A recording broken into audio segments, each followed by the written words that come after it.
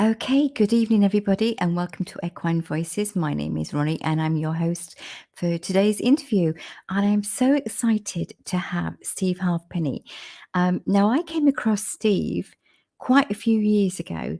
I think it was probably, oh crikey, let me think now, a good probably 10, maybe 15 years ago, I think. And I'd got some videos, and they were tape videos. I came across him on YouTube. And I thought, I like the look of this. It feels very gentle, and it's something that I'm interested in. So I got some of his not DVDs, videos, and I watched them, and I loved them.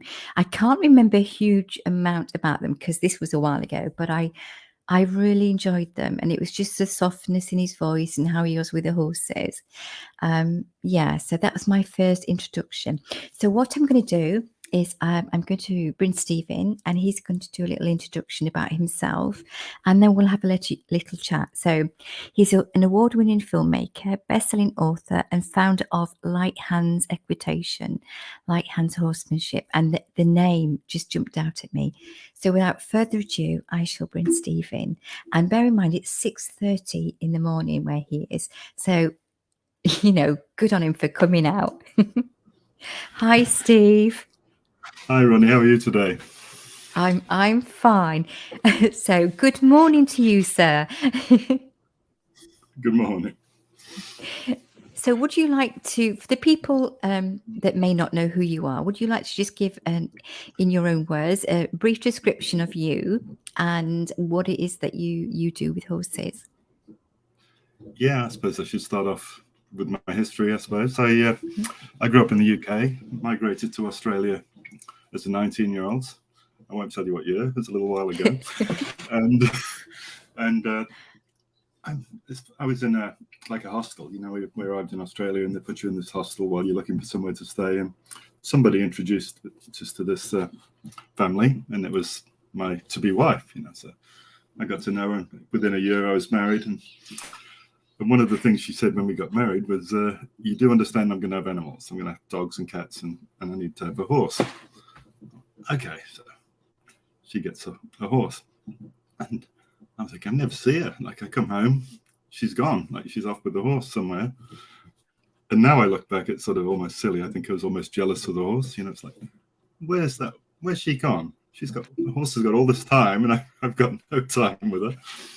So I'm going to have to get myself a horse, because I never had nothing to do with horses in England. So that was the beginning of me even touching horses. I was already 20, 21. And I remember saying, well, if I get a horse, will you look after it? I don't want to look after it and do all that stuff. I'll get a horse, and then at least when you're out, I can come out. And I have to laugh now, because, when I'm helping people, I think back to her teaching me to ride in those days, and all the silly things that I did in that process. So it might help some of you. She had an Arabian, was one of the first horses she got. So I'll teach you to ride. So we go around to the local oval, and she takes the horse out and gets me on it. We walk past this hose all coiled up around the sprinkler, because the horse shies at the hose, and splat, down goes Steve. So she just said, oh, you can't give up, you got to do it again. So I get on again, walk past the hose, splat, down I go again. So 3 times in a row, splat. I think I'm going home. I don't like these horses very much. I walked up on the left side. So that was basically one of my very first experiences. I don't know why people would want to ride these things. Like, they're just dangerous. And then, we got into going to some local shows and things. And I saw the Western world, and I'd liked the Western riding, so I got involved with that. And I suppose at the time, all the people there were into competition, and they had horses really as a vehicle to win something. You're there to get a ribbon or win something, and the relationship wasn't in there back then. It was just about, got to train the horse, get the horse trained so I can win something. And I got fairly successful at that. We'd win a fair few things. And my wife would say, I don't like what you're doing. I don't like the way you handle the horses. I don't like how you treat the horse. And I said, well, how can I do differently? You know, I'm paying these trainers to tell me what to do and help me learn how to ride horses in the competition way. And she's very, very intuitive lady, you know, so she could see that there's something really wrong with the way I would ride them, because I was just trying to make them obedient. I didn't really think of anything else except just be obedient. And then I don't know what year it was exactly, but Pat Pirelli was coming to Australia, and it was way before there was a Pirelli natural horsemanship system or anything. It was just the man coming over and had his son with him, and there was just his little bag of tools, and he did a clinic at a rodeo people's place. And my wife just booked us in. She didn't ask. She just said, well, this weekend we're going to this clinic. So I went to watch that, and it was pretty clear then that I had a big problem with my horses, the way I was treating my horse, just listening to him, you know, watching what he was doing with horses. I haven't got a relationship at all with my horse. You know, I'm just getting him to do things because he has not a lot of choice. You know, he does what he's told, or he'll run into my spurs or my hands or something, and he'll have to listen. So that was the beginning of a massive change, I suppose, in what I thought about horses. But it was only the beginning. You know, as you evolve, you change more and more. And back then I got into that system and went through the levels program, and one of the instructors said I should be an instructor, you know, you should apply. So I did that for, I don't know, nearly 10 years.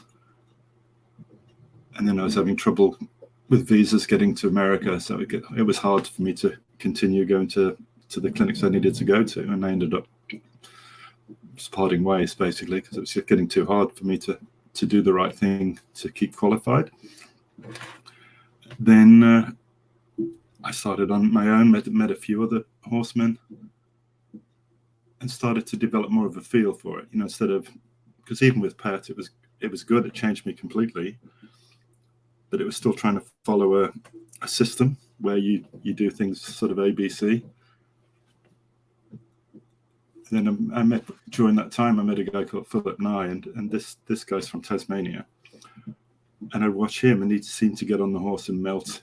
You know, he just said, you are one. When you're on the horse, there's just this human and horse, and it looks like one thing working together all the time. Mm-hmm.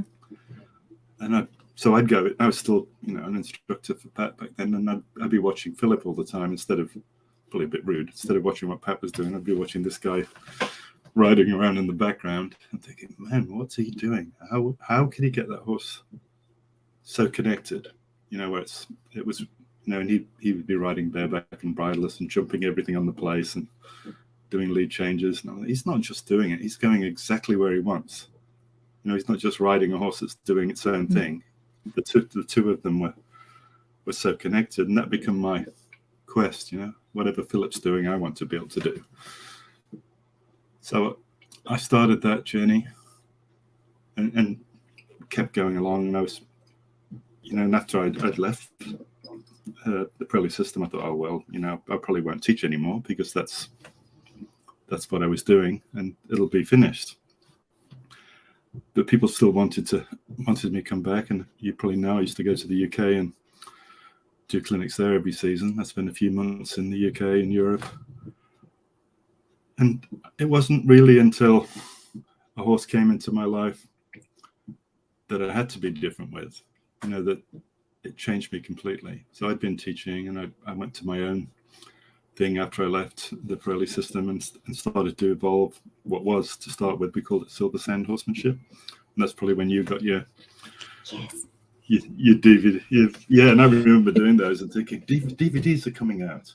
Should we do VHS or should we do, you know, and we were sort of, so you got the VHS, obviously, and a big, massive manual with all the pages, and, you know, so we did that. And then, of course, within a couple of years, that had finished. So we put the whole program onto DVDs. But I was still trying to come up with a system where people could just do the ABC. You know, if you do A and then B and then C, everything would work out. Because now almost no system. It's more like, well, what's the horse doing? How's he behaving? How can I read the horse and work out what the horse needs from me? But that's a whole story. It goes along. My life story is a fairly long one, but probably the biggest change was I started to go to Equitana in Australia. And Equitana, you got one in Europe, and we've got ours over here. And a lot of my friends would say, you should do this young horse starting thing. They do start a horse in 2 hours. And I think, no, I don't want to do that. And I never used to hardly go to Equitana, but one of my friends kept going, and he said, oh, it's awful, these people that started the horses. You should give it a go. And I'm thinking, no, I don't want to do that. So he just put my name in like I didn't know. I got a phone call. We would like to come over and watch you start a horse. Why? Well, we want to see, if you're going to let you in the competition. No, I'm not applying for this. So a lady came over and I started a horse in the round yard at home. They put me in for it. So that sort of moved me from people will find me if they want me. That was my attitude. If people want me, they'll find me. They'll come over here. And then I did the Equitana thing, and then suddenly everybody wants me to go and do something all over Australia, and because I had that audience, and I've got the horse now. So the horse I started there in 2 hours. He's here. He did the rounds of Australia before he came back, but now he's back. So because of the connection with Equitana, they called me. So we got this Whaler Challenge, and they went out and caught 6 wild horses out in the Australian bush that were basically whalers. And whalers are a type of horse they used for the war. They would send over to fight, and then when they finished with them, they turned them loose in the bush. So they turned into this wild horse. And the whaler was basically a horse that was bred in New South Wales, so they short named them whalers. And so they captured the 6 of them. Everybody that was in the competition had a horse. So 6 people, 6 different backgrounds, like one's dressage, one's Western, one's jumping, one's a trick horse. And they had a year to get these horses ready and then go to Equitana. So halfway through the year, I got a call. Went, one of these horses is not going so well. It's bucked the lady off, kicked her in the stomach, and she doesn't want anything more to do with it. Would you take it on? And I have to laugh because at the time I thought, it can't be that hard. It's just a horse. So as you do, you think, a bit arrogant, I can do it. So he turns a lot up for this lady, and she tells me the story. He was tied up and had him saddled, just walked up to him to take the saddle off, and he just let her have it and just flattened her. Oh, well, that sounds interesting. He wants to just kick somebody. And I remember the first day I took him for a walk, and I'm going out through the bush, and I'll just take him for a walk. No pressure. No, we'll be fine. And he just started to suck back a little, like instead of being at my shoulder, he started to go a little further behind me, a little further. I'm going, he's going to do something. Like he's getting ready to do something. Then he launches forwards, like he gets far enough back that he's got some slack, and then launched forwards and spun in to kick me. And luckily, I was sort of expecting something, so I had the rope short enough to pull him around and not let him kick me. But then I realized this guy really wants to hurt me. Like he doesn't like people one little bit. Like he's not wanting to be here. And if he could leave, he'd leave. So I try everything I know how to do. All the physical skills I've learned in my life on how to teach and train, and he made me feel like I knew nothing. Whatever I was doing, it wasn't going to work with him. And then I've got a friend that was she's a bit of an animal communicator. She said, send me a photograph, to send her a photograph. And she says, I think you need some serious help. You need to call Vita LaBelle. I don't know whether you've heard of Vita. Vita's a shaman. Vita's a shaman from America. So I think she's in the Tao of Equus, the book. So she's fairly well known. So I'll give her a call. So I contacted her. She said, I'll help you, but she gave me all these conditions, send me some pictures. I've got and just by looking at the pictures, I'll tell you if I'm going to do it or when I'm going to do it. So I sent her some pictures. She said, yes, he needs help and I need to help you. And I'll tell you when he's ready. She does this thing called soul retrieval, where she goes through past lives and sees what caused him to be the way he was.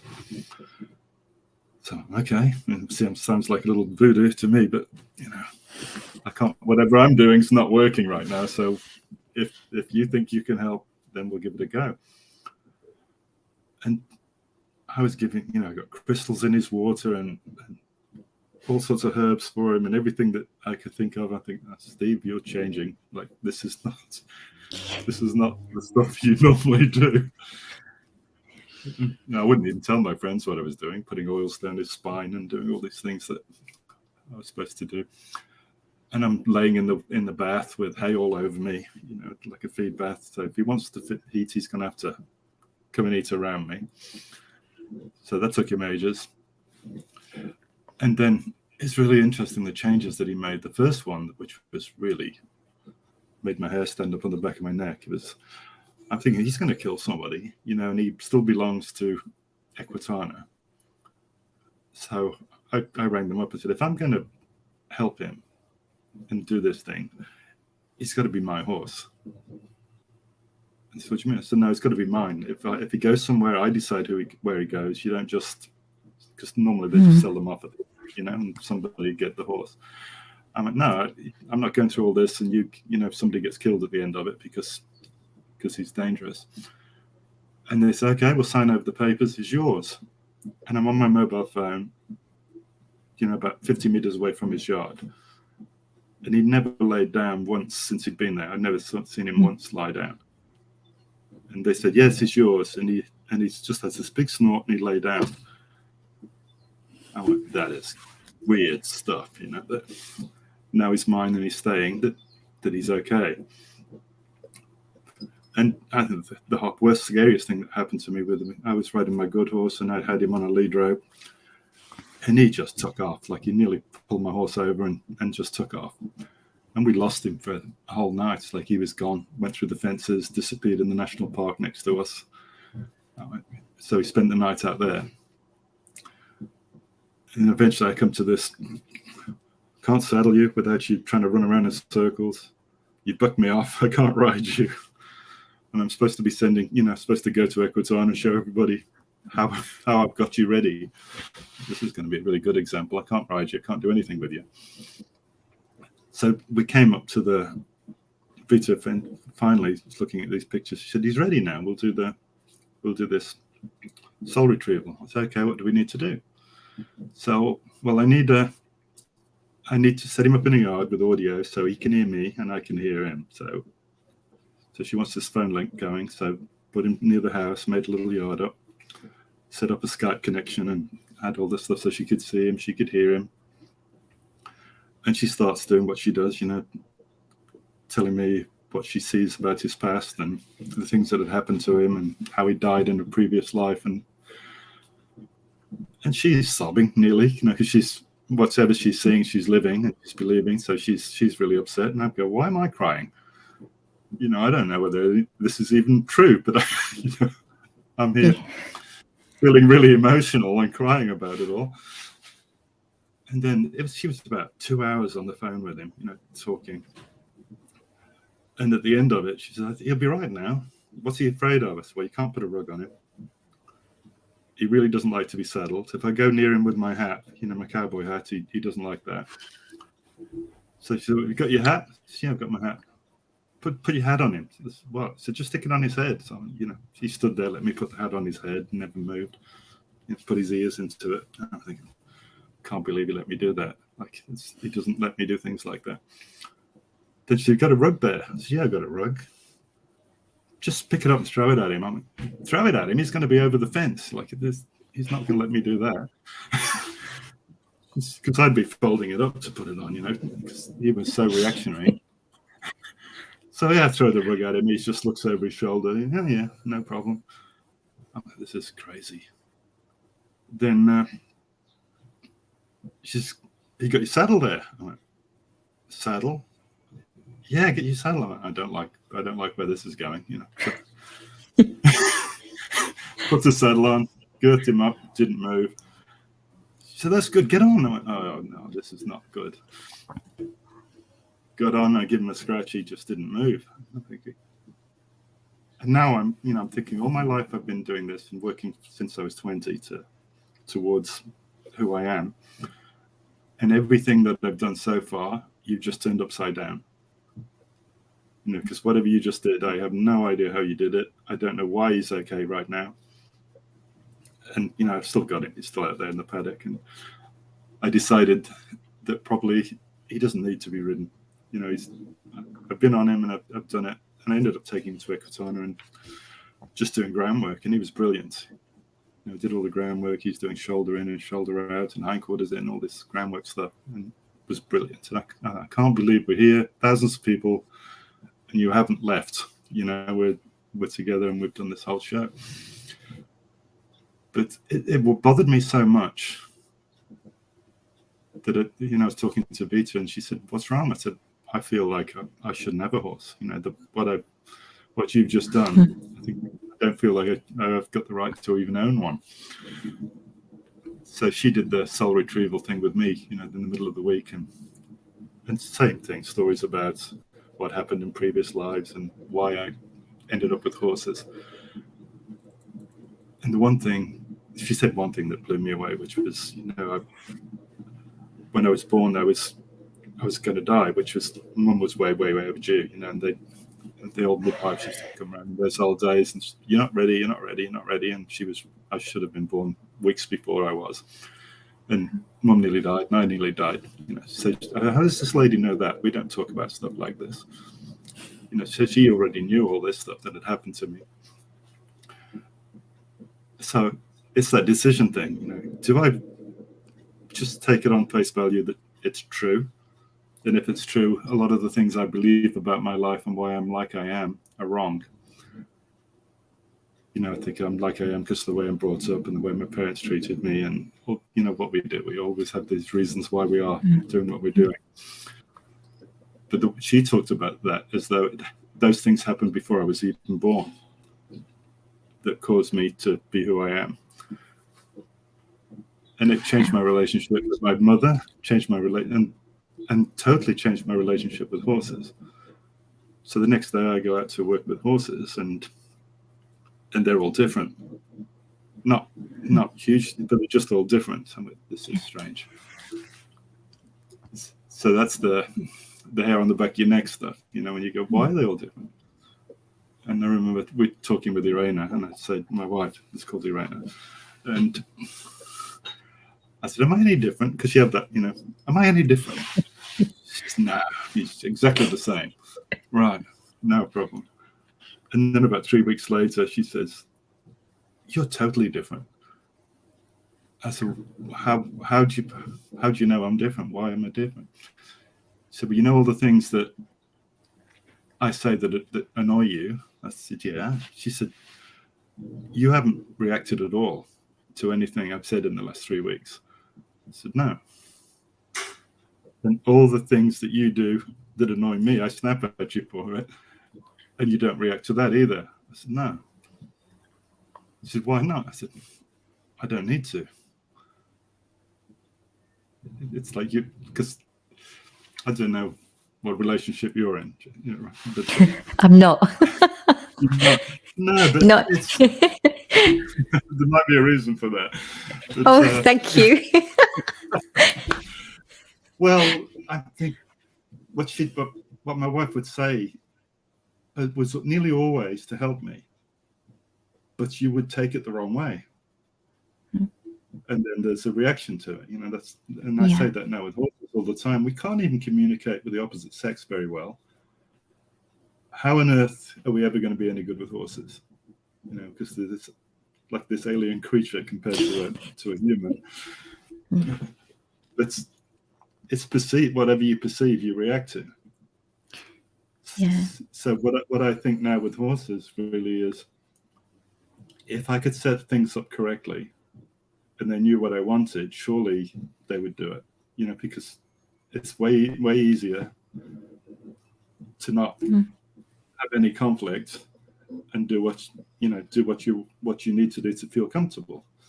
And horses love to feel comfortable and safe. So why wouldn't they do that? There is no reason for you to feel that there's a contest going on.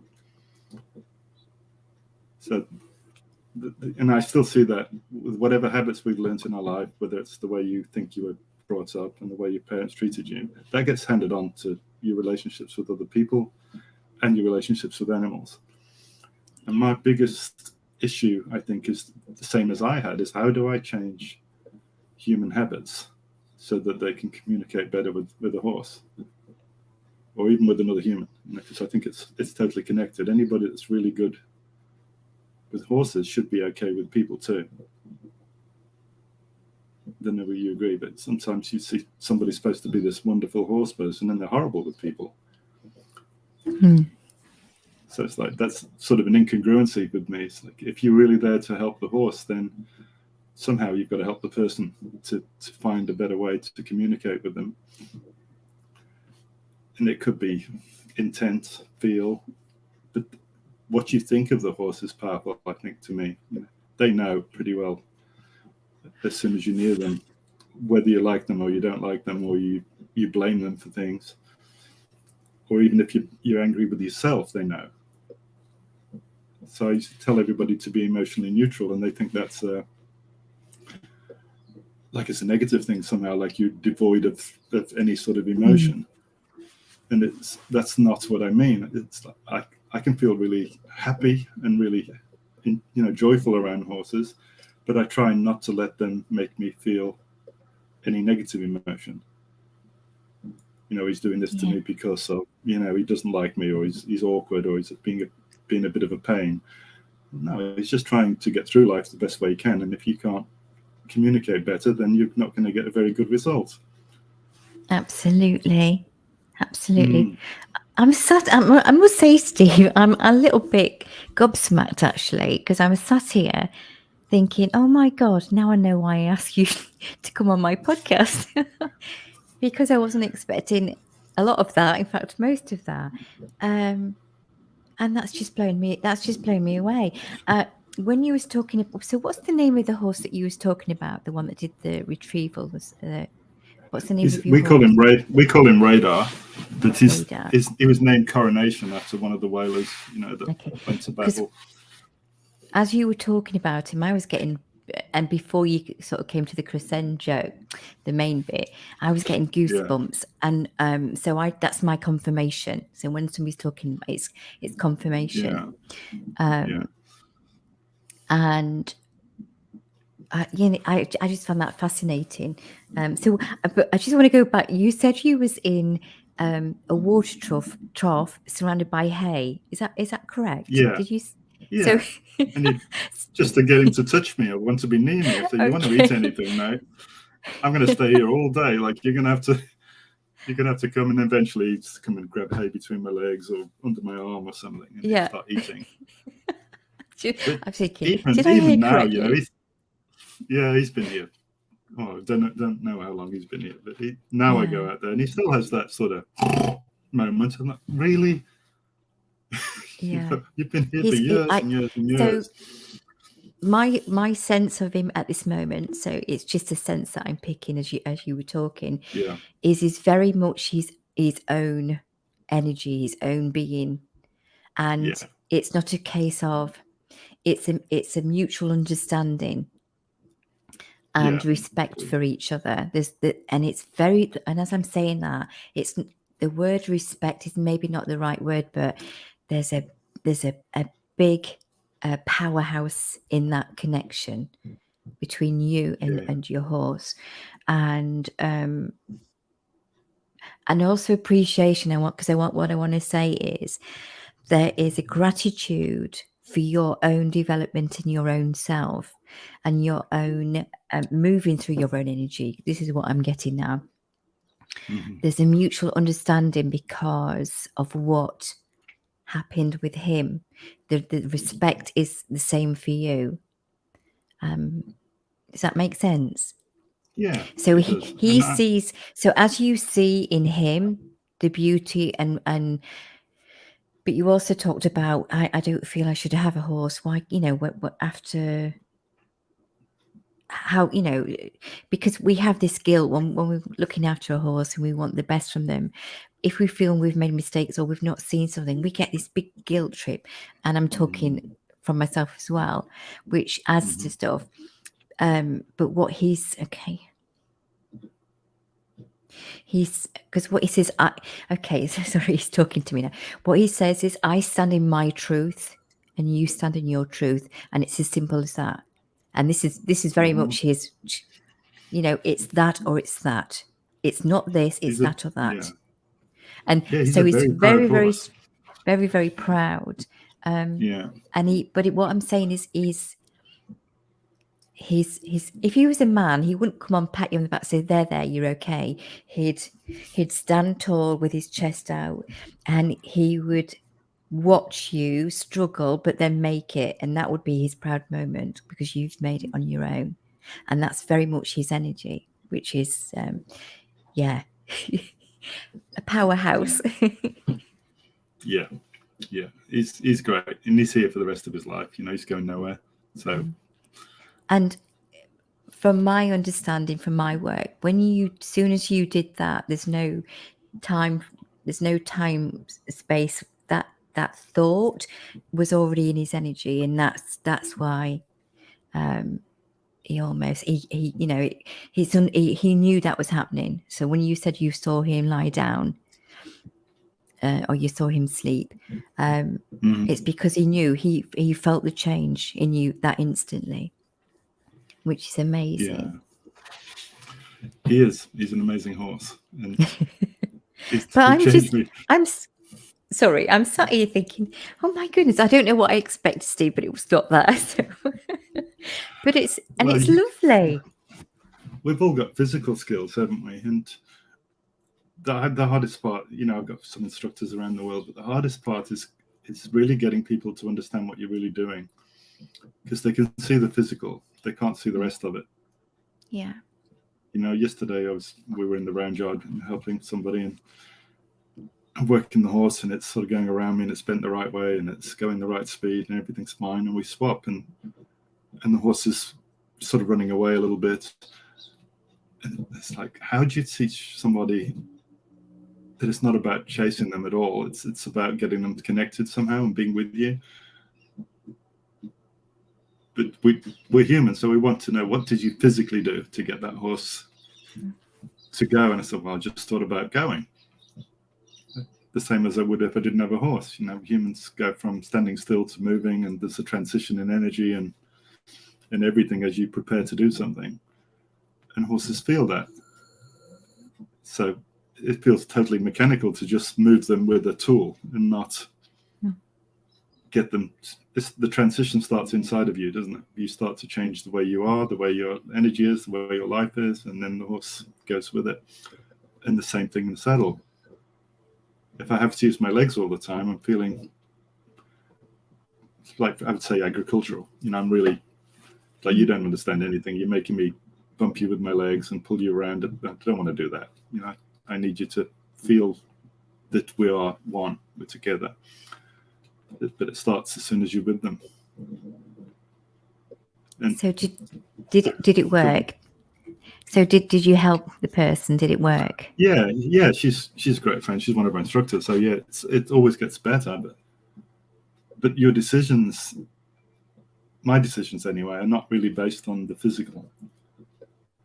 They're more based on, what do I feel the horse is thinking of doing next, and can I help them find that maybe if it's going to be, let's say I was trailer loading. It's amazing now when I think, please don't pull, don't go around the trailer, don't go to the left, don't go to the right. And then the horse goes, oh, I'll go in the damn trailer then. Oh, fine, go in the trailer. That sounds like a good idea. And I used to be really, how do I get you in the trailer? You know, now it's like, how do I get you to decide that going in there would be amazing? You know, rather than how do I somehow get 600 kilos to get into a trailer? It's like, you're never going to get 600 kilos physically into the trailer by pulling and pushing on it. Yeah, but if you can get them to make that decision, it weighs nothing.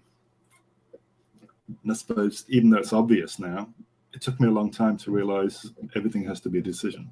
If it's not a decision, then you're using some sort of coercive force to get it to happen. Hmm. And it's really nice when you have a horse that's trying to read your mind and moving in the direction you want it to move. It feels good. So that's how do I get everybody to get to that place, which is maybe an impossible dream, but it's nice to try and work towards that with everybody. And if they feel it for a moment, you just see their faces change. You know, when they have that feeling of being one with the horse, it's like, that's a drug. You want more of that. Absolutely. Once you touch on that little moment, I mean, those moments for me are not ridden because I barely ride my horse, but I love spending time with them. I love spending time.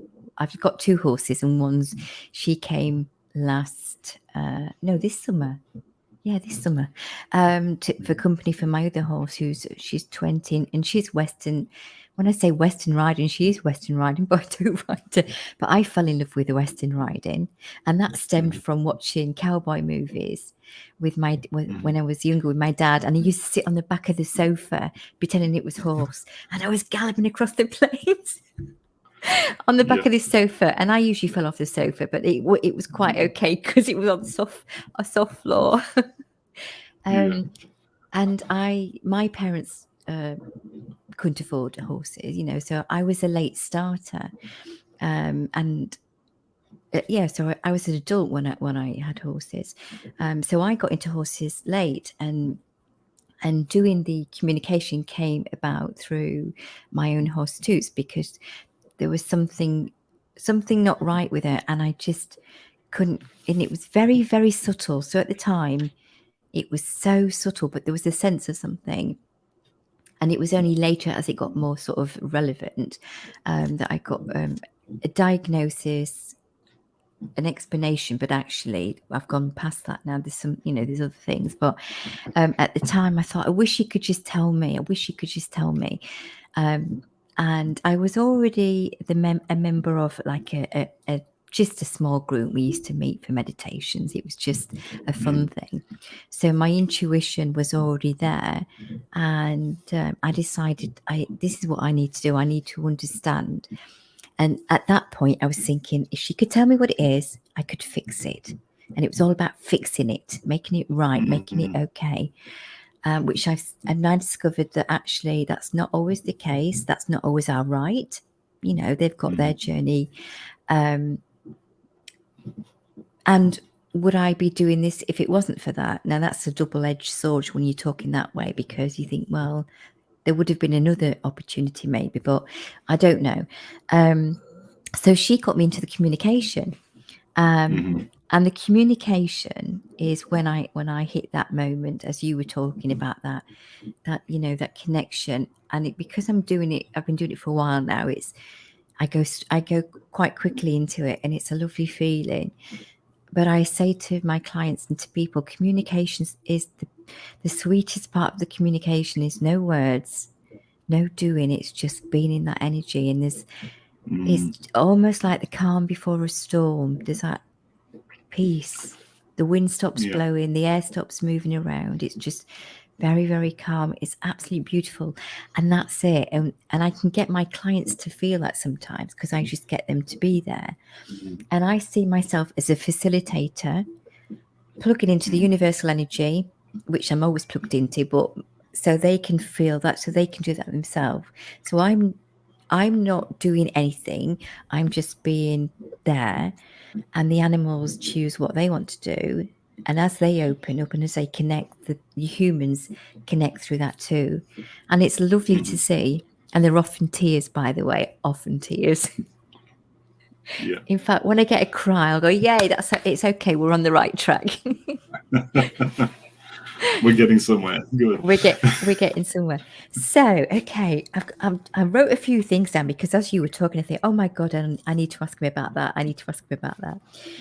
So your wife sounds fascinating. Yeah, she sounds a fascinating lady. Maybe we should have done an interview with her too. Maybe if you could get in front of a camera. So Tell me a little bit about. So you have online courses. So how does it work for people that think, well, I need to be there? You and I know that you don't need to be with somebody because it's the person you connect with it. But obviously, to a certain degree, how does your online courses work?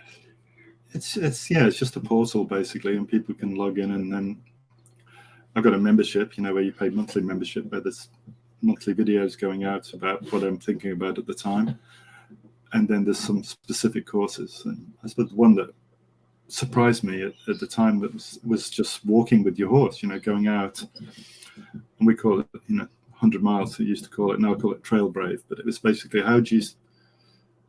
Years ago, when I'd go out riding in the bush starting horses, we'd have this instructor team together, and they'd be walking and I'm riding. And I remember back then going, why aren't you riding? Like, why on the ground?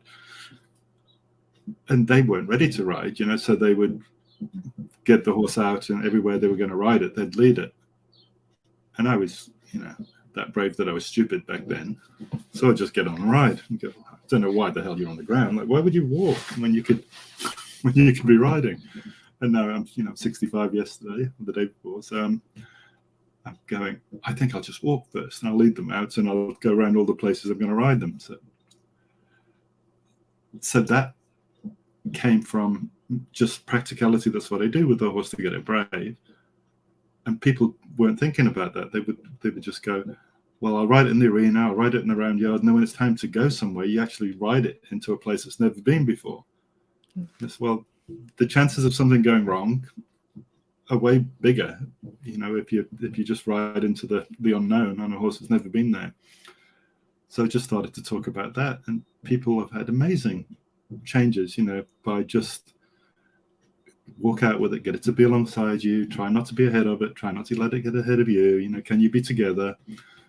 And some techniques on how to do that with troubled horses and horses that want to go faster than you.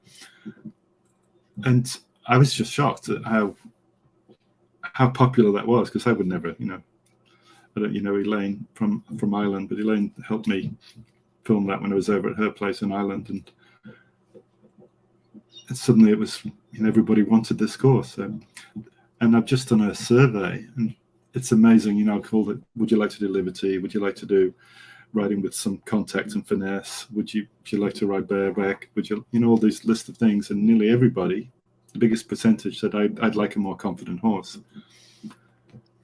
So that's my latest quest now, is like, okay, what do you put in a confident horse course? Because it's not just about waving flags around and trying to get them not to react to things.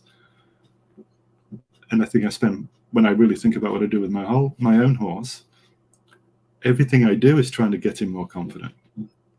Are you confident about the leadership that I'm offering you? Are you confident about the environment?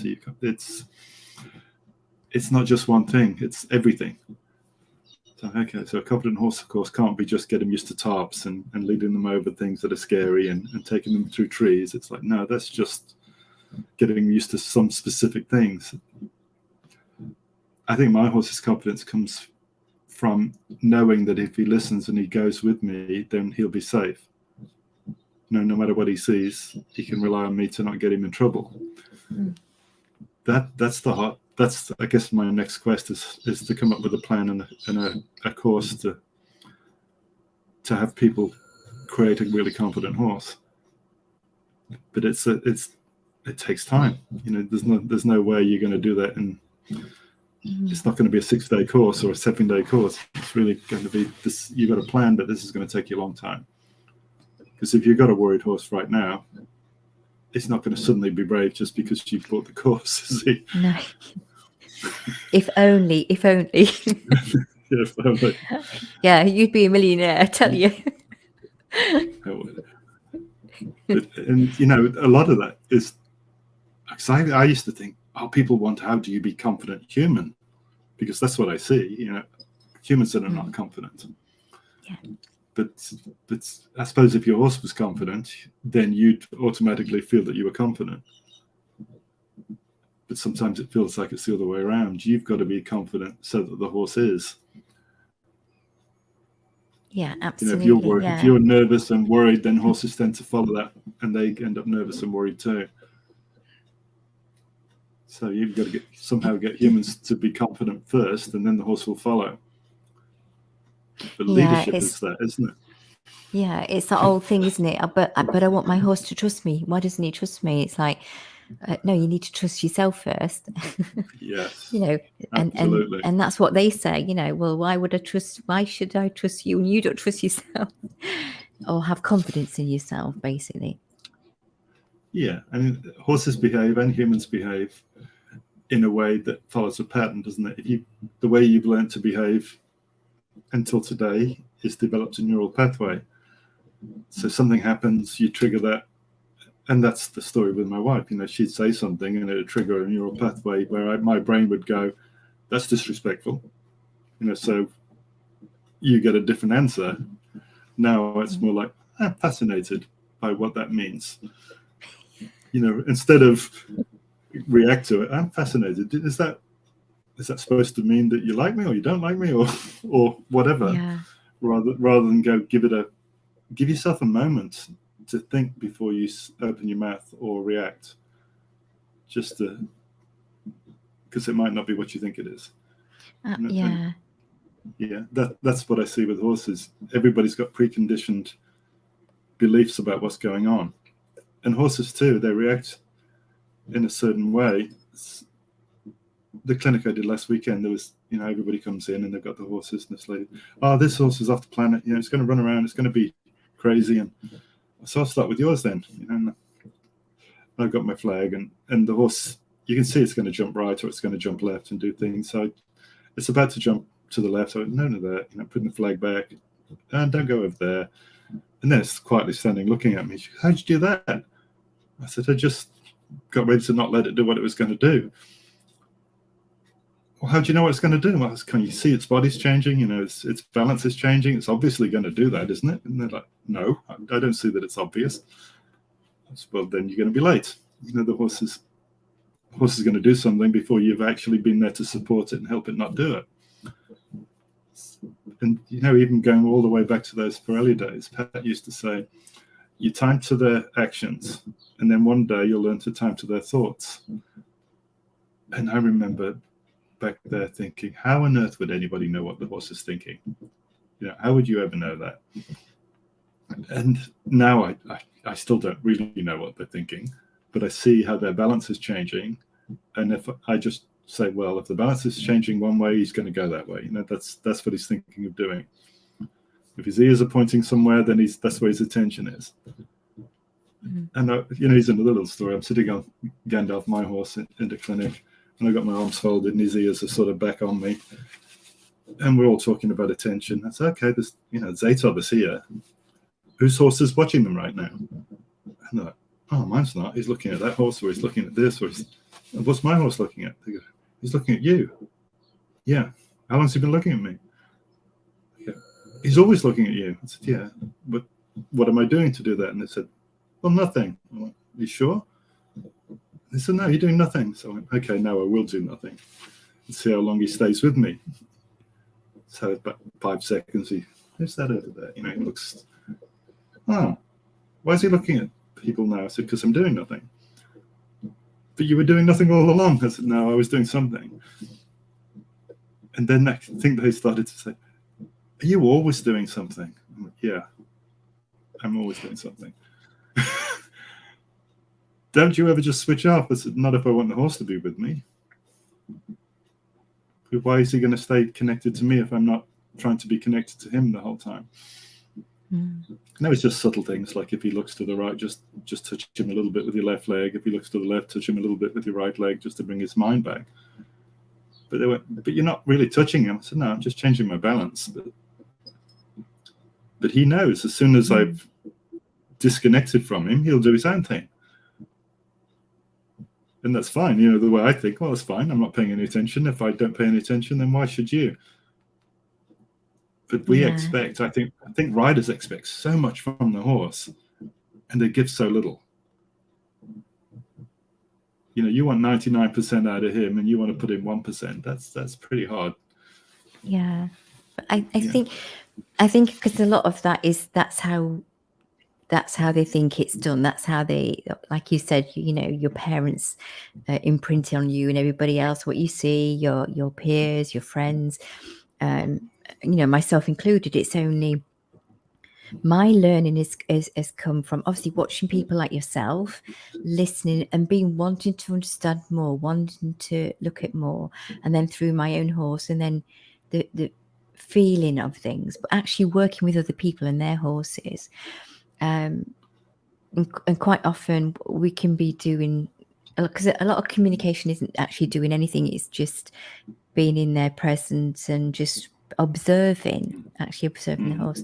And we can be talking, and I can be stroking the horse and I'm talking to a client, and it's all like my hand has a mind of its own, and it will stop somewhere and I'll go, I just need to stop talking now because actually the horse wants me to do something. And it's not like it said, oh, Ronnie, can you just put your hands on there for 5 minutes? It's just an understanding and a knowing, because my hand has literally stopped like a magnet. And then I'll say, I'm really sorry, this bit's a bit boring, but this is what I'm doing. And they'll say, no, I can see.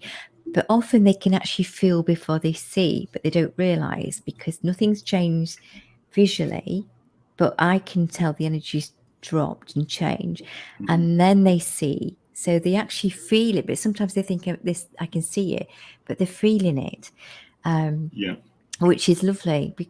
And then afterwards I'll say, you actually felt that before you saw that, did you realize? And they won't always be aware. But it's interesting, because when the horse changes and shifts and relaxes, the human element does the same. The person, the client, will slow the breathing down, and they'll take a breath, and they'll they'll do similar things, and so I'm observing the horse and I'm observing the person, but I'm not doing anything. I'm just being there and allowing them to see and feel that for themselves, because that is the greatest understanding and learning, but the greatest gift, because that's what you want. As you teach, you want your students to feel what you feel, to get into that place, because it's that understanding about their own awareness is the key to then what they see in the horse. And it's so funny because you can change your mindset. I mean, with your own horse, it's different because you get into the, day-to-day stuff and you do stuff. And sometimes you go there and you've got busy head. And my horse is very good at telling me, because she'll, don't come near me with that going on in your mind. Or if there's emotion coming up and I'm not quite aware of it, I can be feeling fine, but underneath there's something coming up. And I'll think, what is the matter with her? And she triggers something. Whereas before I would take it personally, thinking, what am I doing? I'm really trying my best. I feel like a servant here. I feed you, I poop you, I go out to work to do the same thing tomorrow. And then I realize, okay, I don't know what it is, but there's a trigger and I can feel it coming up. And then sometimes I'll go, tears. And then she'll come over and I'll go, right, okay, I understood. You could see that ball coming up before I did. And it's incredible, isn't it? It's fascinating. It is. It's fascinating. Yeah, I had a customer years ago. Oh, sorry. Yeah? I had a customer years ago. She had a Appaloosa. And I guess she would say, oh, he's just a hard horse. He's always arguing. He won't do what I want. And he's, her whole life was terrible. And then she lost her business. Like, she had a bus business doing the school run for kids here, and something went wrong, lost the contract. So, life's terrible. I might lose the house. Everything's going to be awful. And she's sitting in the paddock crying. And this horse that she can't catch, comes over and puts his head over her shoulder and just really nestles into her, because she rings me up. You wouldn't believe what's happened. This horse. I'm crying my eyes out, and now I'm crying even more. Because he comes and puts his head on my shoulder. That's amazing. Now, because of all your sadness, you become who this horse wants to be around. Instead of you spending all your energy trying to change him, you were just sitting there with no expectations at all, feeling sorry for yourself, and now he wants to be with you. I thought that was one of those, wow, on horse is amazing. You've been working at this for years, and now because of one change in you, he's right there. It's just another one of those examples of I need to be different if I want my horse to be different. It's been they see the authentic. I'm not really sure if that's the right way to phrase it, because they don't speak in our language, but they see that vulnerability, an authentic and raw person. Yeah, I had an experience like that with it was early on when I was trying to fix her, and I used to get frustrated because the reason I set up often on this work was to help her, which, if I hadn't done it, I've no idea where she would be. So who's to say that I haven't helped in certain ways, but there's more work to do. I understand that. And I felt guilty because I sent her off somewhere for some training. And although, where she went was renowned, but it wasn't for her because it was old school, as you were talking about, so it wasn't that there were bad people or anything. It was just old school, and it had the opposite effect. So I felt guilty for that, and guilty for this, that, and the other, which obviously attaches to your own guilt from wherever that's buried in your cells. And I was sat in the field, similar to your friend, and I just felt really low, and I felt this breath on my ear, and I just burst into tears. But the words that came through, I had to go home and write them, because it wasn't, when they communicate, it's very much like a feel, and you have to just translate it. And I went home and wrote a poem, and it was basically, she was saying, at that moment in time, she was saying, I'm fine with who I am. Don't pity me. I'm fine. I'm where I am. And it was about not looking at all those things, which I understand now, that you can home in on something and you can look at it and you can focus on it. And it's hard to explain, but the very thing you don't want stays there. And that's similar to, I suppose, your teaching, that if you focus on what you can't do and you're trying to make something happen and you're pushing against it, it's not going to work. You've just got to allow it flow in the right direction, and let it unfold sometimes. Yeah, absolutely. It's finding what's available right now and then building on it. Because there's lots available. Instead of going for what's not available, like the big thing. It's like the big thing's made up of little micro things. And if you can just keep on putting all those together, you end up with that big thing pretty quickly. But sometimes the big thing's just too much. It's more than they can do at that time, and then you're never going to get it unless you start breaking it all down into smaller pieces. Then it feels simple. You just ride around and the horse melts. And it's like, and there's no like time frame. Humans like to have a bit of a time frame, especially if they've got something they're aiming for. And that's the biggest thing sometimes, isn't it? Because you're already putting up a condition there for yourself as well as for your horse. So that can be a block in itself. Yeah, the more you understand, the harder it is sometimes. But or the more complicated we make it, and I'm laughing because that's still me in a lot of areas. So even when with my clients, my work, I can say it, and I can, whatever comes through. And as the more you do, the more you gain knowledge, and you're like a sponge. You absorb knowledge from other people, like the good stuff. You take off the cream and disregard the rest. But when it comes to yourself, I still laugh at myself because I have those triggers, and my body still has its danger, and it's in its parasympathetic, sympathetic system, wherever. And so I have to work through those areas.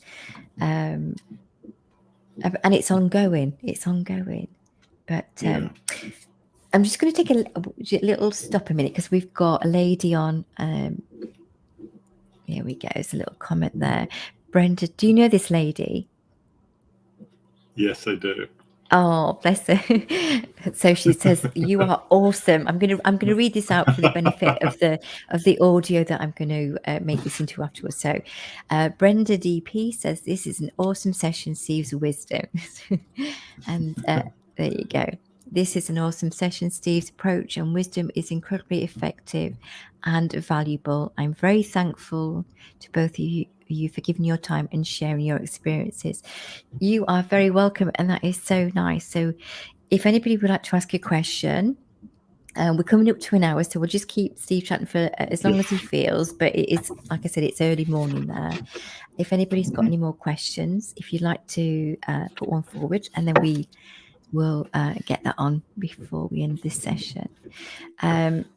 So Steve, let me just look at my list, because I'm beaming. Do you know what? I'm really enjoying this conversation. I enjoy all my conversations, but this is like, this is so my wavelength. Good. and Good. I wasn't expecting it. So do you still do Equitana? So are you still part of that?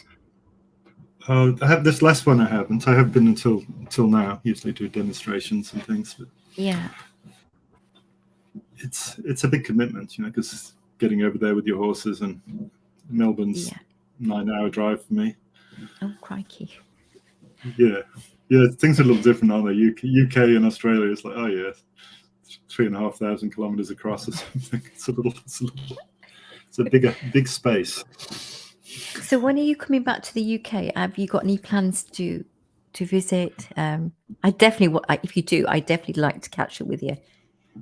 Yeah, well, I'm coming over to do just a short visit this next year. So I'll be over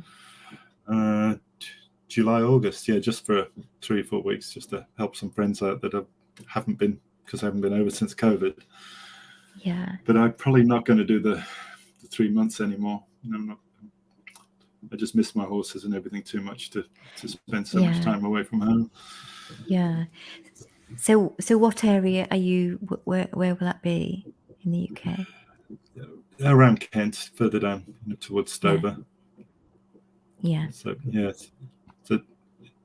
it's probably going to be just one clinic. So yeah. Yeah. And visit. So do you still have family in the UK? Yes, my wife's got a brother up in Scotland, and I've got some family left. Auntie, they're getting older, and of course, and falling off the wagon as you do as you get older. That's one thing that's inevitable, that and taxes. Yeah, it is. But yeah, I enjoy. It's really weird. When I left it was 77. I'll give you my age. I was 77 when I left it. It was weird. I never thought I'd ever go back, and then you end up going back because of horses and doing horsemanship clinics. And I thought, wow, I was very mechanical in England, riding motorbikes and fixing engines and cars and things, and then to thanks to your lovely wife. I mean, she's the one that got you into horses. So, that was a meeting made in heaven. It was. And like I said, the intuitiveness of her, nearly always she's been right, whenever she said. And it can be really frustrating, because when you're always right. She's a lady. Yeah. So I should say, when I say to all the guys, when you get married, remember this: yes, dear, and I'm sorry. That's good training. That's good background. Oh. Because I think my wife, she reminds me of a sensitive Arabian, So it's if you treat them okay, everything will be fine. If not, you're going to upset her. So don't do that. Oh, bless her. Oh, we'll have to. If we do this again, which I would absolutely love to have you on again, Steve. If you wanted to, it would really be nice to meet her and say hello in person if she's up for that. Yeah. She's very shy. I don't know whether she will, but if I get the camera out, she usually runs away. Does she? Yeah. It's so funny. Before I did this, I've got thousands of pictures of horses on my phone, and there'd be none of me. but through something else, this got me into doing this. So I don't mind seeing me here, because it feels quite natural. It's really bizarre because it feels natural. But yeah, the worst bit is pressing the button to go live. Okay, here we go. Right. Yeah, okay. So mine's all sorry. recorded. So when I do this, it's all recorded. So I don't. Yeah. I've got that. I don't have to publish it. Yeah, I did try to do a recorded, but because you can stop it and start again, I just like the natural flow of it. And it doesn't always work. Sometimes there's glitches, but that's part of being live. So to me, that's but that's part of it. So we've got a question from Gail Simmons. I'm going to pop this on, and again, for the benefit of the people that are just going to listen to this, Gail Simmons says, could you describe your biggest ooh-ah moment when you knew that old school needed to be left behind? So I think she's talking about the, yeah.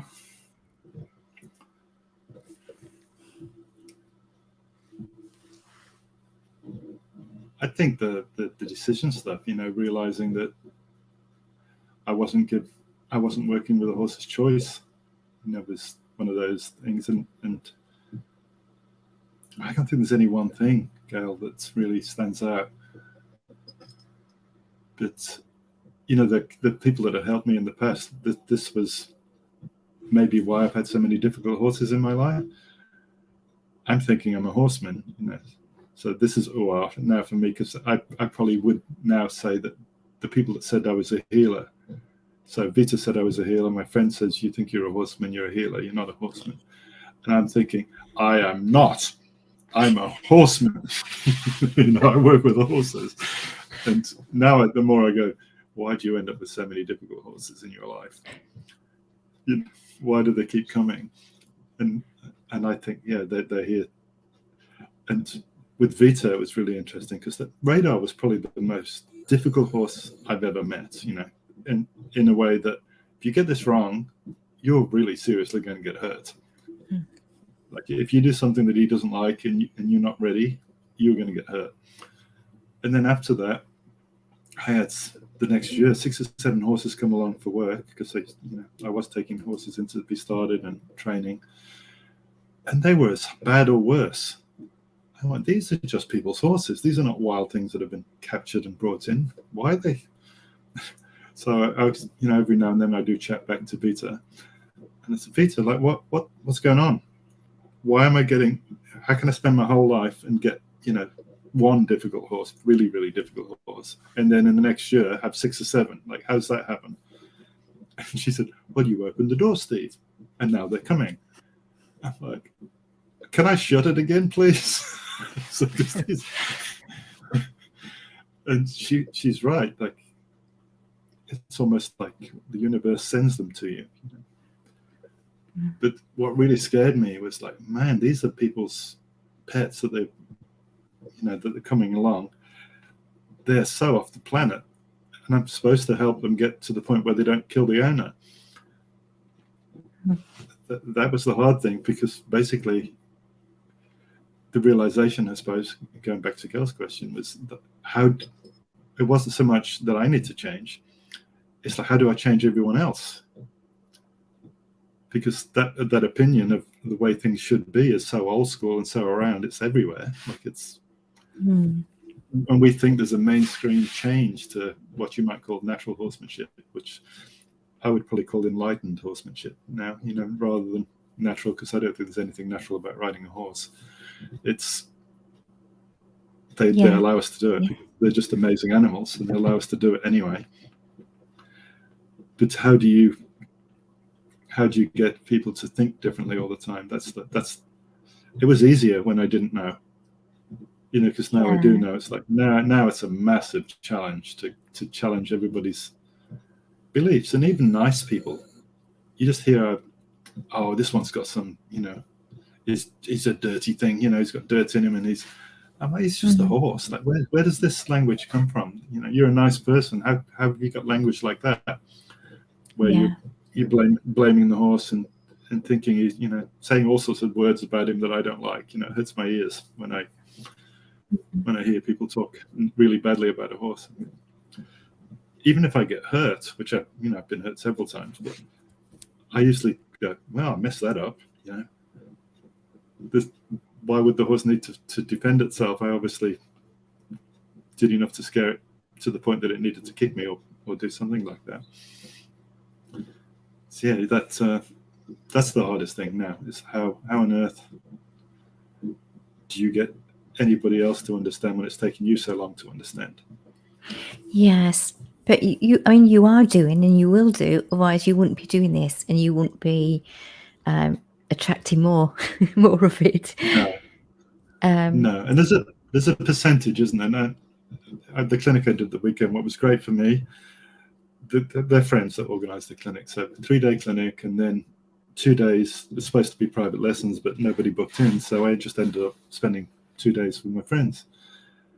And they did some amazing stuff. At the end of, I went home smiling because I'm like, they did amazing with those horses on that last 2 days. One was green broke, so he hadn't had that many rides on him. He looked like he'd been ridden hundreds of times. And they were out, riding in the middle of nowhere where if they wanted to leave, they could leave. Mm-hmm. And the wife's horse was, on the clinic, started off really bracy. And by the end, when we left, it was just melting. So those things go, you guys made my day. It's, if 1% actually take it on board and really follow it, then it's working. Because it's not going to be 100%. It's never going to be 100%, is it? No. When we go to a clinic, everybody's not there for the same reason. You might be there. Go, it'd be nice to go to a clinic. You're not really there to always to be a better person. No. Yeah, and so I'm just going to. I think Gail replied actually after what you said. Here we go. There she said. So she's asking another question. Was there a particular horse who showed you most clearly? Yeah, well, the one I definitely talked about was Foxy, I suppose, which was my Appaloosa. And he's a whole other story. We spent another hour talking about him. But we go to these Western shows, and they have a little lottery going, and you buy a lottery ticket. And it was a service to this really great Appaloosa stallion that was national champion working cow horse. And I was really into the reining and the working cow horse stuff. I thought, oh, yeah, we'll buy a ticket. So we won the thing, so we won the service. Great, we don't have a mare. Why did we buy a ticket for a service to the stallion? We don't even have a mare. So one of my friends had this Arabian mare, and she'd thrown people off and broken somebody's arm. She's free. She's either going, we either dog me, because she's dangerous, or you can have her. That'll do. We'll take her. So we bred this Appaloosa from this mare that nobody wanted to ride and most people wanted to shoot. And he turned out to be the horse that I did all the natural horsemanship with. And he was amazing, but he was, every day of his life, he used to make me smile because he had that attitude to go, are you still the leader? I'm like, yeah, I'm still the leader. He goes, how about now? I'm like, yes, I'm still a leader. Like every day. And I remember my wife working with him, and he'd come up behind and go to nip her or something and give a little bite on the shoulder. She goes, why does he never bite you? And he always tries it on with me. And we were both Pearly instructors at the time. So I just said, well, what do you think? Why do you think he would do that to you and he wouldn't do it to me? She goes, he has no respect for me at all, does he? And so off she goes and grabs some tools to teach him to be respectful. And for about 4 or 5 weeks, he's pretty respectful. And then he's back to doing the same thing again. I said, what happened? She said, oh, it's just too hard. Like, it's so intense with him. Like, he's always challenging you. I said, yeah, he's, and I love him for it. But he used to make me smile because he was so cheeky. If we were doing an interview like this now, and he's there, and I got my mic and my wires, he'd have them. Like, if I looked at you for a moment, he's like, she got it. You little rat bag, like he's got my headset or he's got my wires or he's got something. He was just one of life's characters. And he's the one that, watching this guy I talked about, Philip Nye, and we went to this camp once, and I'm thinking, Philip Nye rides anything bareback and bridleless. I want to do that one day. So Philip borrows a horse because, he'd used to live well, he does live in Tasmania, so it's an overnight ferry trip from Tasmania to Melbourne. So when he brought a horse over, he'd have this overnight trip with the horse, and then he'd have to drive for 1,500 kilometers to where we did the Pirelli camps. And this year he said, it's too far, I don't want to do that, it's too hard. And he borrowed somebody's horse. So he turns up, and this horse really is not listening. You know, it's a bit pushy, doesn't really listen. And I thought, well, he won't ride this one bareback and bridleless. You know, this one's pushy, you know. So 2 days later, I look up and he's riding bareback and bridleless, cantering down the fence line, doing lead changes in and out of these trees next to this barbed wire fence. And I'm thinking, that does it, you know. Got off Poxy, threw his bridle on the ground, threw his saddle on the ground. I've had it. I jumped on. Poxy bolts off with me. I went, oh, hell. Look, disappears up the hill. But he only did about 50 meters and then calmed down and relaxed and came back to me. And that was another one of those life-changing moments where you were like, I never trusted you enough to ever give you all the choices. And because I get on bareback and bridleless, nothing around his neck, no string, and he took off. I went, I got nothing now. Like, really, if he doesn't come back, he doesn't come back.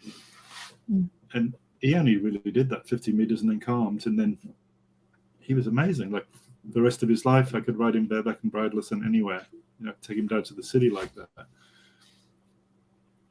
But what he taught me as well is if I let somebody else work with him, he wasn't the same horse. You know, he'd always read everybody. He might decide, like, if you came over, because I had people come over from Europe and lots of them got to ride him, he had a different lesson for everyone that rode him. I remember one girl came over and she said, you talked about this thinking about going and the horse goes with you. I'd never felt it. I get on your horse and he does it. Why does he do it? Because the last person, he wouldn't move for them. Mm. And I said, well, obviously that was your lesson. You know, you need to learn how it feels. Other people need to learn how to be effective. You know, everybody. And he was amazing. Like, I always thought I wanted a school horse that would show everybody how it feels. And even the one I've got now, he's almost the same. You know, because he was such a worried horse, nobody else got to touch him really for years and years and years. And as soon as he was brave enough to let other people ride him, I did. And then he changed the same. He went, yeah, they're not Steve. They're not riding the same way. They're not doing things the same way. I don't need to listen. I'll go and do my own thing. And I'm like, really?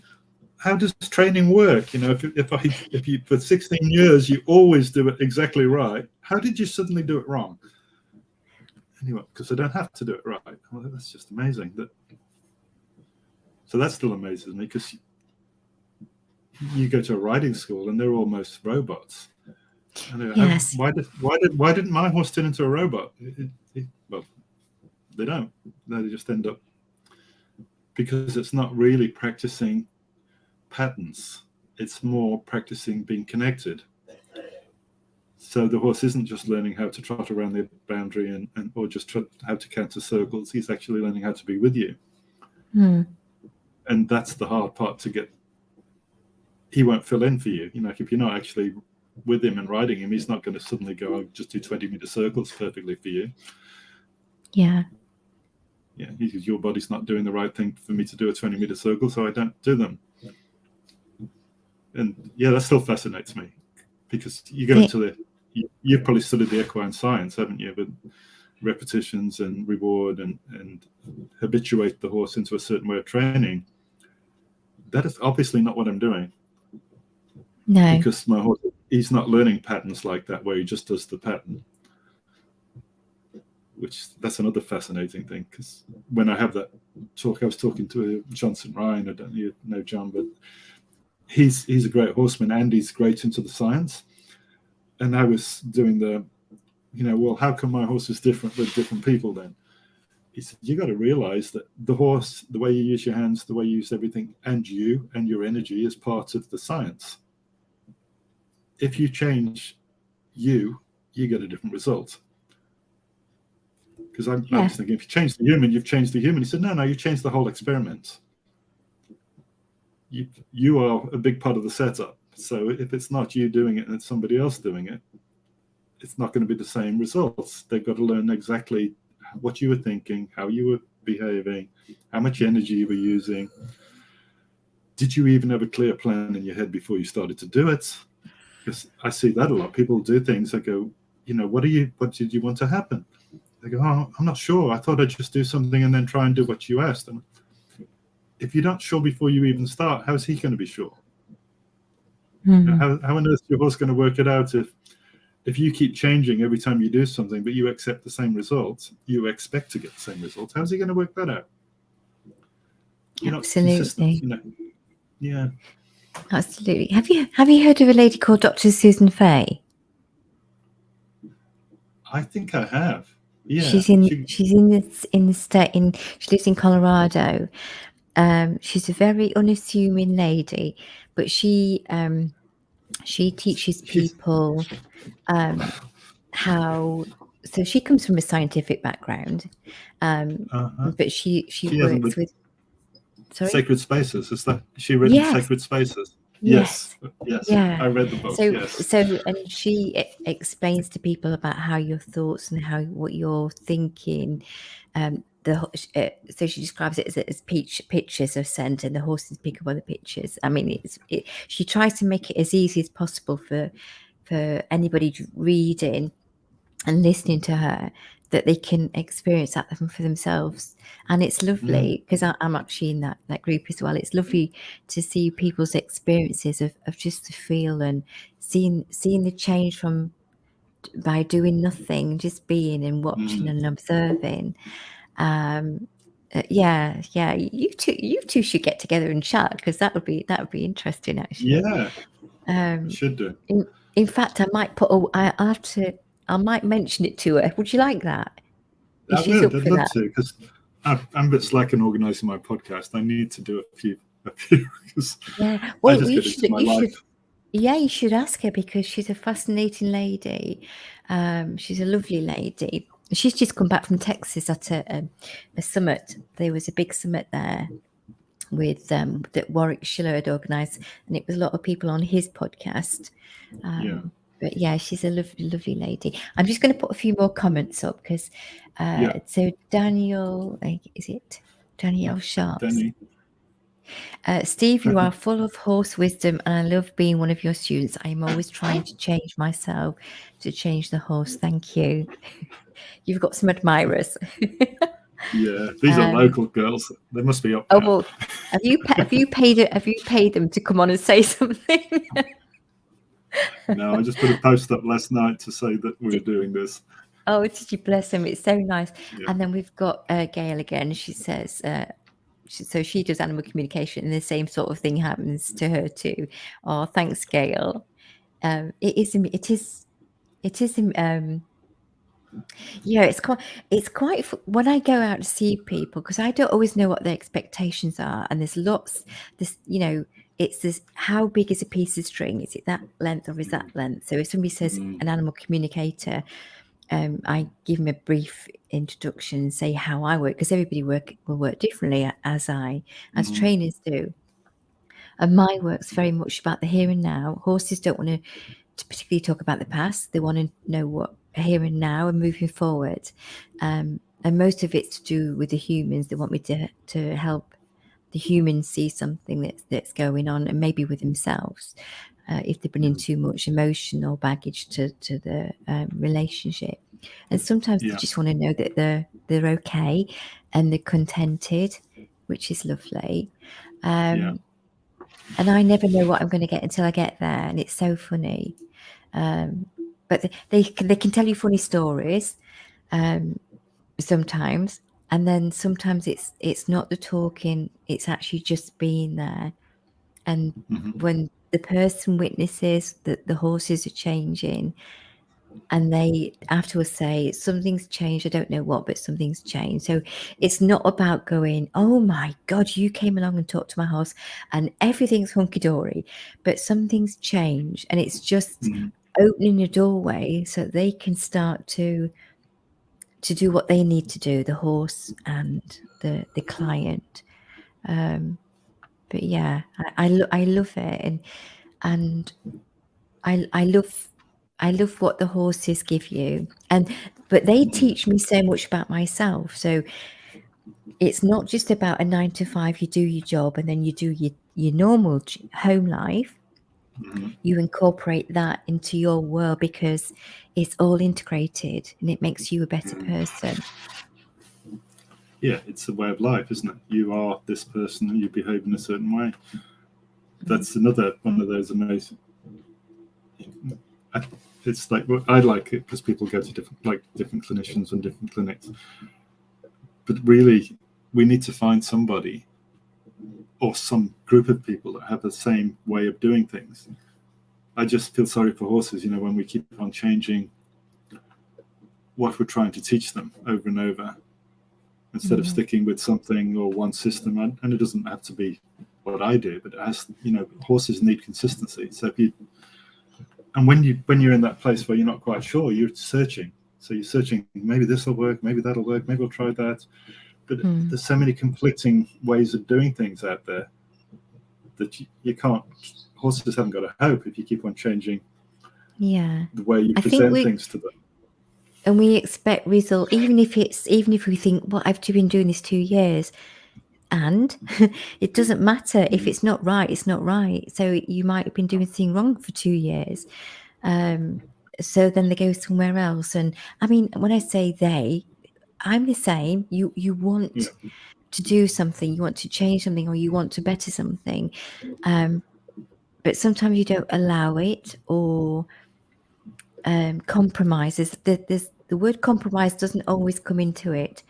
You do a lot of this in your expectations, but there's compromise all the way along, or there should be anyway. One of my friends is a psychologist, and he had an injury, so he's retired now. When we were talking about change, he had a really good, and I guess it's a scientific fact, but he was saying changing yourself like 10%, maybe even every day, is doable. You can do that over and over and over. But when you see something that's 15%, 20%, 30% different than who you are, your brain actually goes into almost like the grieving. I can't lose my identity. I have to hang on to who I am. And that sort of gets in the way of change anyway, because in the background, you're not even working on it, but your brain is. It's like, no, you can't. I can't change like that. Otherwise, everything I know and trust about myself is different. So I saw like I was a Western rider. So going from Western riding to riding with no contact was easy. Going from being an English rider that rides with contact all the time, it's like, well, that's more than 15%. That's going to be scary, to go from, I've got to trust this animal that it's not going to do something dumb, when everything I've been taught was about all that contact is needed for safety and control. And that's probably the hard parts is I know with myself, I recently met 7 or 8 years ago, a person that taught me to ride totally differently. And consciously, I'm trying to be different and put my balance in a different place and work. And I can feel my body trying to do the old way. Even though I'm telling myself, sit on the inside of the bend, get the horse in the right shape, use your inside rein. I go, why is my body starting to lean the wrong way? Because I was taught always to lean on the outside and push the horse. So it's like, oh my goodness. You feel like just putting your hand on your head. So stop it, like stop leaning. But it's that muscle memory stuff. And I didn't really believe in muscle memory was a real deal. I thought, oh, it's just a habit. But it's more than just a habit, isn't it? Your whole body's got a memory of how to do everything. It's like walking. You don't think of walking, you just walk. You just do it, yeah. You just do it. And riding's the same. If you've learned to ride in a certain way and behave in a certain way, even though your brain goes, I like this. This is a good idea. I'm going to do this. Your body goes, no, we do it. We don't do it like that. We do it the way we always did it. And that's another one of those fascinating things, isn't it? Yeah. As you were talking there, so if this doesn't make any sense, then please say. But as you were talking there, what I was being guided to say to you is, because you were talking about how you sit on a horse. So I'm just double checking what I'm getting the right side. So if I'm you, my left hip almost wants to sort of go like that slightly. Okay.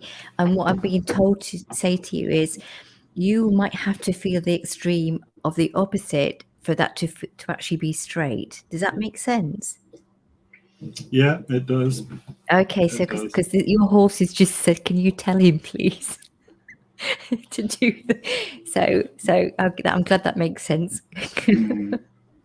What you just did with your hip is exactly what I do with my hips. Okay. To step them under. That's why I almost smiled. I went, who told you that? Your horse did. The horse, one of your horses did.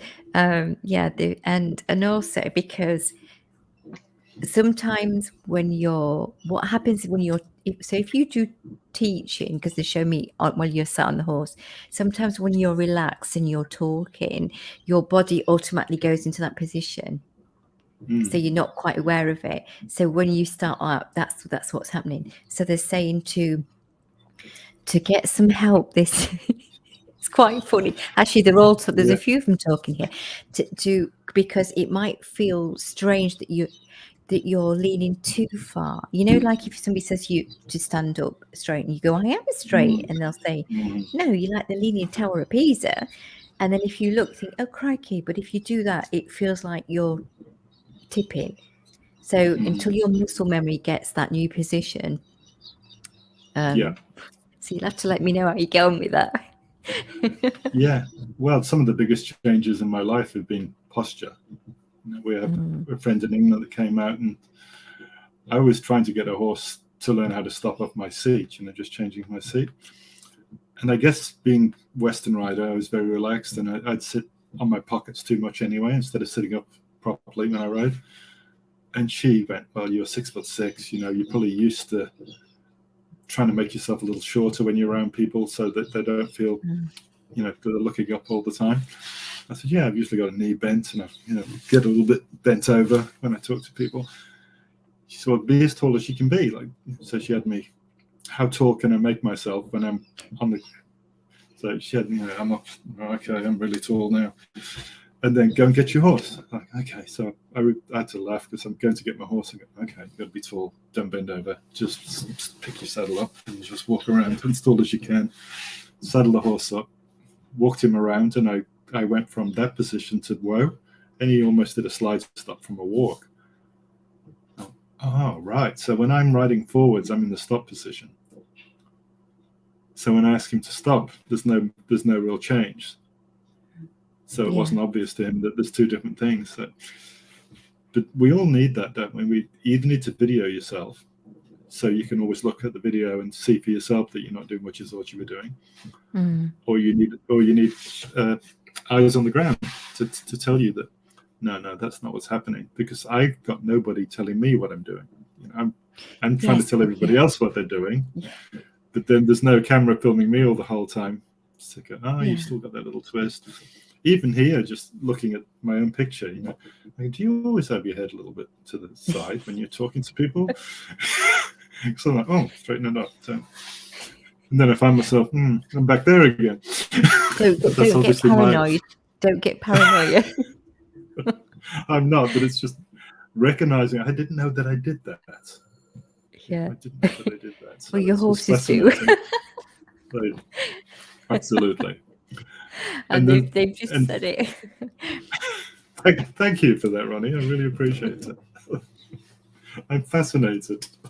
Oh, you're very welcome. But they actually they sometimes they find the things that you do amusing, but from well, I wouldn't do that point of view, but I'm curious to. It's like watching a different species, which obviously you are to them.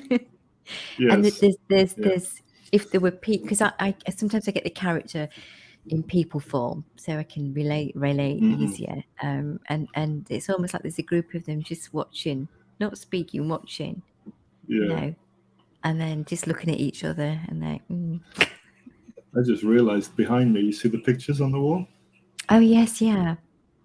That was the Appaloosa. Ah, okay. Yeah, so Oh, he's gone now, but um, yeah. So oh. that was a So, whole life so with him. when you mean gone, do you mean his energy? Yeah, He's passed away. He's passed away. He's yeah, still around, but he's yeah. They're very much so, very much so. Their yeah. energy doesn't go. Energy When never when dies.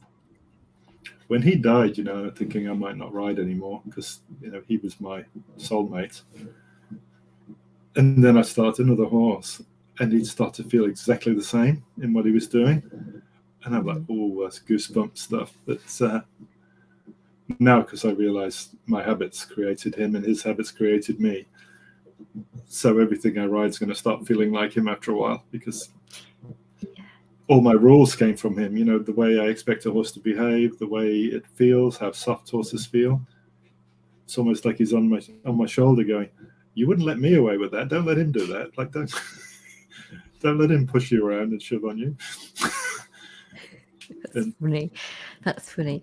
yeah, That happens quite often with, like if a person gets horsed and they've had it a while and the horse can't do what they're expected, or there's something happens with the horse and they get another horse, and then mm-hmm, quite often that'll do the same thing, and then they'll get another horse, and they'll mm-hmm, either keep it or and they'll say the same thing's happening again.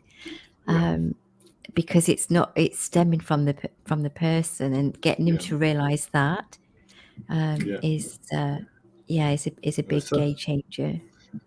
it is. Yeah. I'm so unlucky. I've had 3 horses and they're all reared. Yeah. Yeah, yeah. Well, well, I've I'm got laughing because my new pony, that's the companion, uh, she has some similar traits. I'm thinking, and my friend says, "Why are you going to get another horse? Because if you haven't resolved your own issues, that the same thing's going to come up." I went, "Yeah, yeah, but I've learned some things now. I've learned a few things," and then she's presenting. I'm like, "Okay, I obviously need to start working on that now, on me."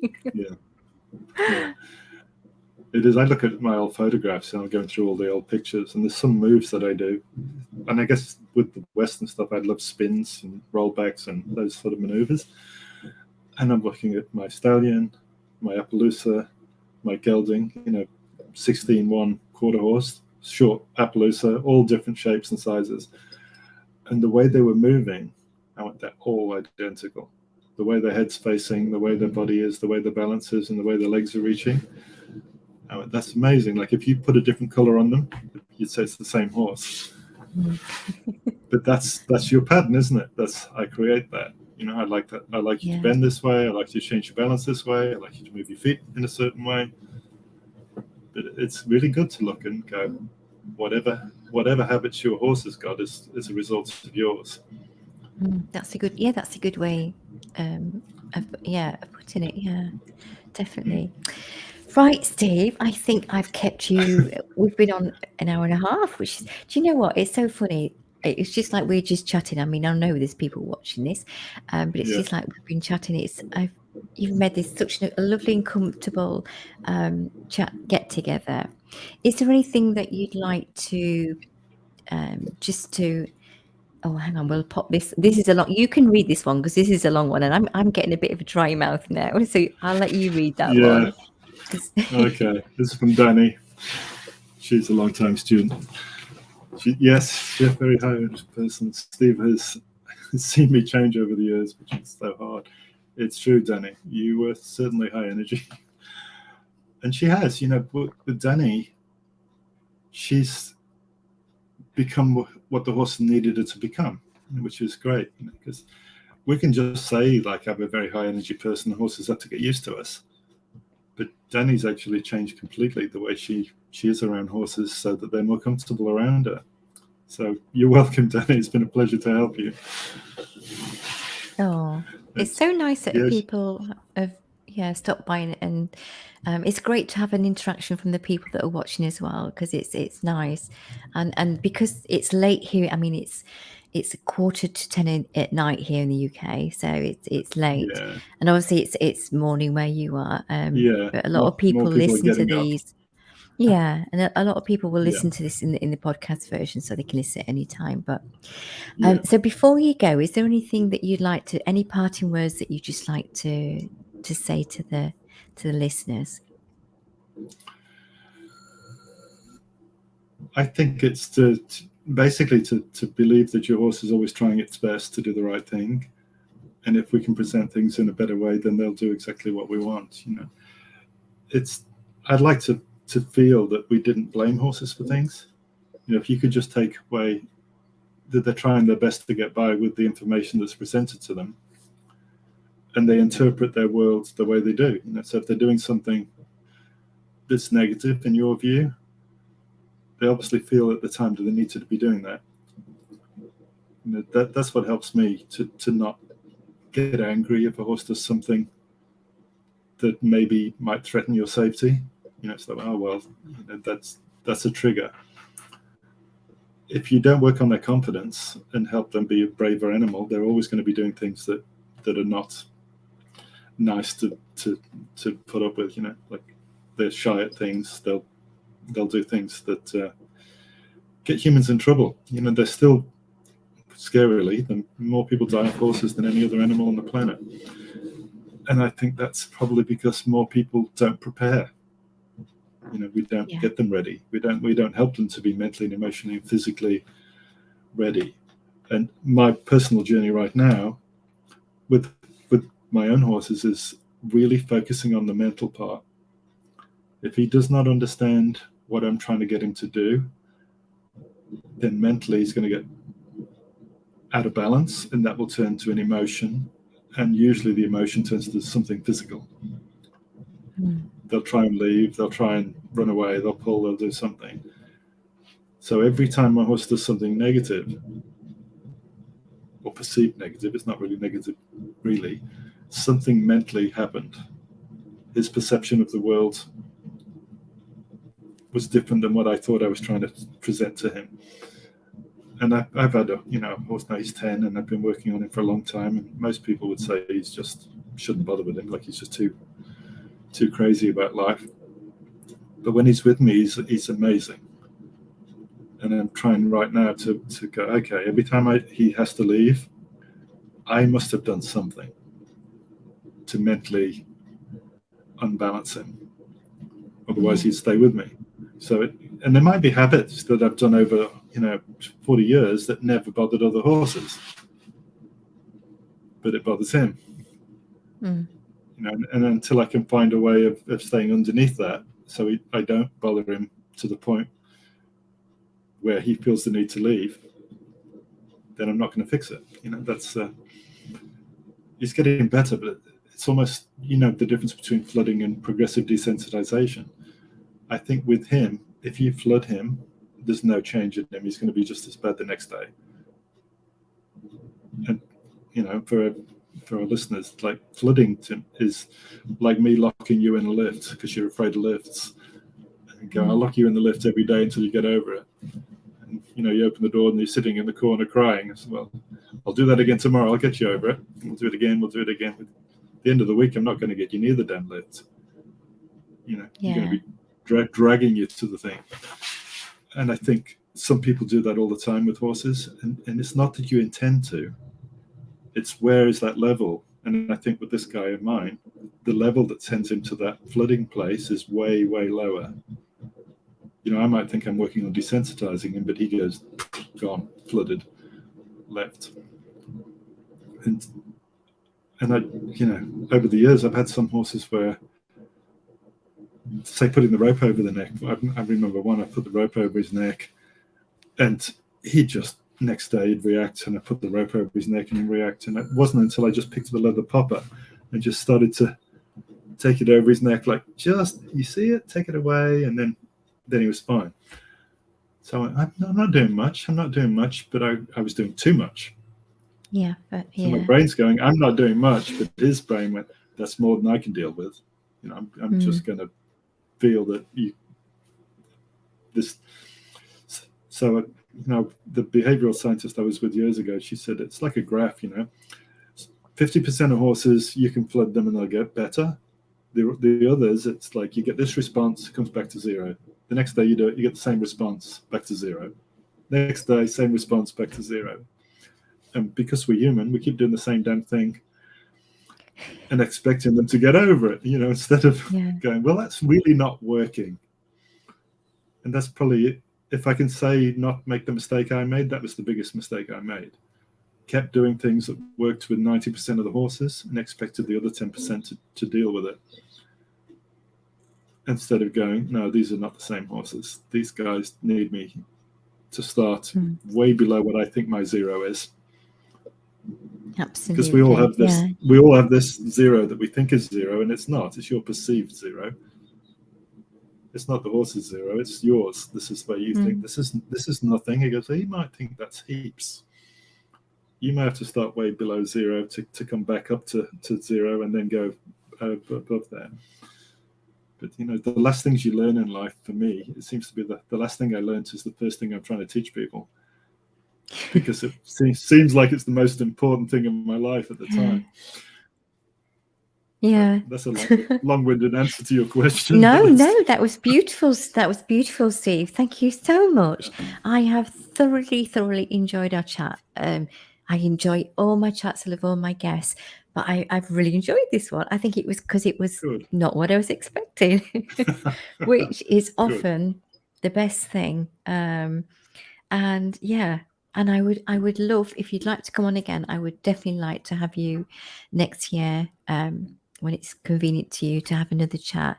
And yeah, I think you should get into touch with Dr. Susan Fay, because I think that would be a word for me. I will do. Yeah, yeah, she's a lovely lady, and there's a lot of things. There's a lot of similarities, but she's different too, which is good. But right, so what I'm going to do, I'm going to just pop you out, if you don't mind just staying so I can say personally goodbye to you. So if you just like say bye to everybody. Bye for everybody. Thank you for your time, and if it's early in the morning, I'm sorry. If it's late in the evening, I'm sorry, but this is the only time that worked out for us both. So thanks for listening to us. Okay, I'll just pop you out, Steve. Thank you. Oh my goodness, my cheeks are hurting. What an amazing guy. It was like I was in the room and just listened to him, and I could listen for hours, because I totally resonated with what he said. And what a lovely guy, though, because, when I contact people, they don't know me, and I am so grateful when they say yes. And when you have a bit of rapport, especially when we've just met literally tonight, it's so nice. And I'd definitely like to chat with his wife as well, because I think she'd have some interesting stories, but we'll just keep that quiet for now. So thank you very much. It is 10 o'clock at night in the UK here, and very early where Steve is in Australia. It's been fascinating. Have a wonderful week. Have some quality time with your horses wherever you are in the world. And don't forget, just being with them. If you just have that nice moment, that's precious. Whatever it is you're doing, whether you're poo picking or just sat watching them eat hay, that's precious time with your horse. And they know you're there for that reason. They know the difference to being there for doing, or just being there because you want to just be in their energy. They truly know the difference. And that's a good place to start, as far as I'm concerned. Okay, so have a wonderful week. Thank you so much for taking part in this chat with us, and for the comments and questions. And I shall see you all very soon. Take care, and bye for now. Thank you.